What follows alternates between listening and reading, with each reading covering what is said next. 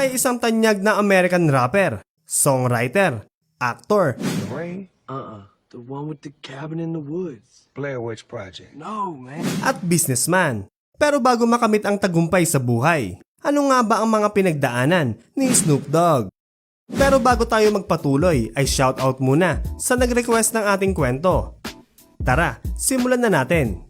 Si Calvin Broadus Jr. o mas kilala sa tawag na Snoop Dogg ay ipinanganak noong October 20, 1971 sa Long Beach, California. Ang kanyang ama ay si Bernard Barnado at ang kanyang ina ay si Beverly Tate.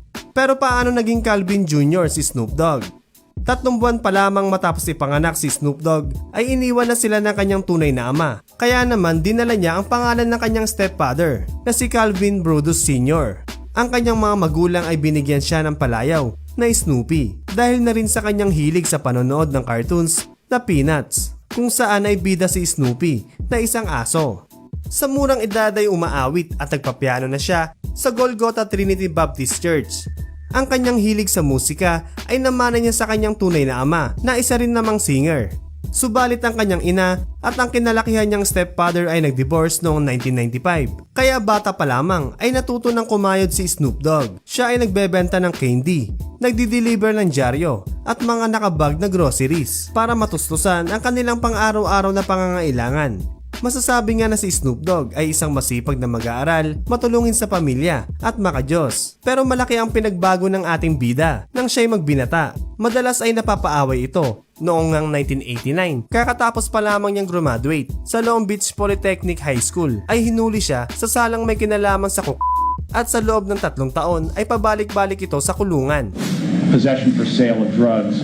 Sinasabi ng marami na member siya ng Rolling 20s Crips Gang na kanya namang pinabulaanan. Ang ating bida kasama ang 2 pinsan nito at kaibigang si Warren G ay nagsimula silang mag-record sa bahay lamang. Tinawag nila ang kanilang grupo na 213 mula ito sa area code ng kanilang lugar sa Long Beach. Ginawa ni Snoop Dogg ng solo freestyle ang kantang Hold On at nilagay sa isang mixtape kung saan pinalad na umabot kay Dr. Dre. Napakinggan at sobrang napabilib ang producer, kung kaya naman agad-agad siyang pinatawag nito at pinag-audition. Sa tulong at turo ni DOC ay natuto si Snoop Dogg na iayos ang lyrics ng kanyang mga awit at kung saang parte ba ng kanta ito nararapat. Taong 1992, nang simulan niyang mag-record at ginamit ang pangalang Snoop Doggy Dogg. Isa sa unang kanta na kanyang nagawa ay ang theme song ng pelikulang Deep Cover kasama si Dr. Dre.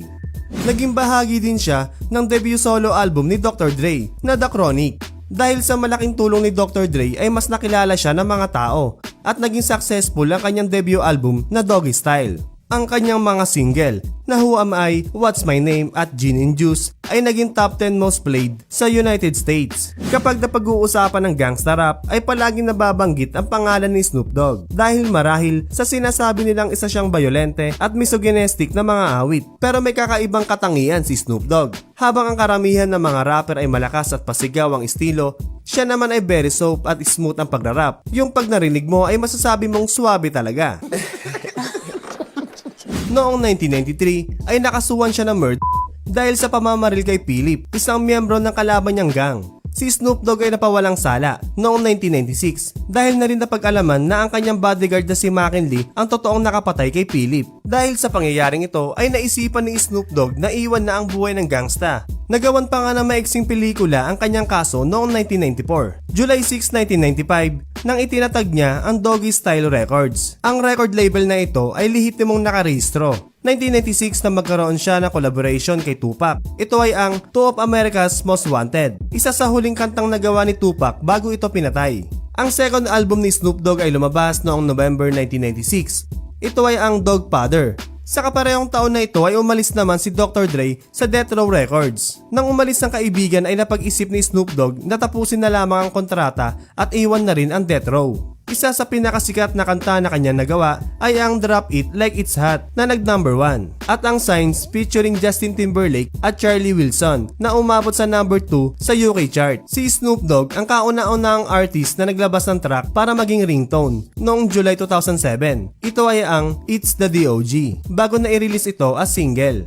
Nagpatuloy ang pamamayagpag ng rapper na si Snoop Dogg. Nabansagan pa nga siyang The King of the West Coast ng Vibe Magazine. Ang 19th studio album na Be TLDR Back on Death Row ay inilabas noong February 11, 2022. Kasunod dito ay ang kanyang anunsyo na siya na ang opisyal na may-ari ng Death Row Records matapos itong bilhin sa MNRK Music Group, at nito lang ay naglabas ng kanta si Snoop Dogg kasama si Eminem na may titulong From the D to the LBC. Nakagawa si Snoop Dogg ng maraming kanta, kantang naging parte ng ilang pelikula o palabas, kanta kasama ang mga sikat at iconic singers, kantang nagbigay sa kanya ng parangal at pangaral.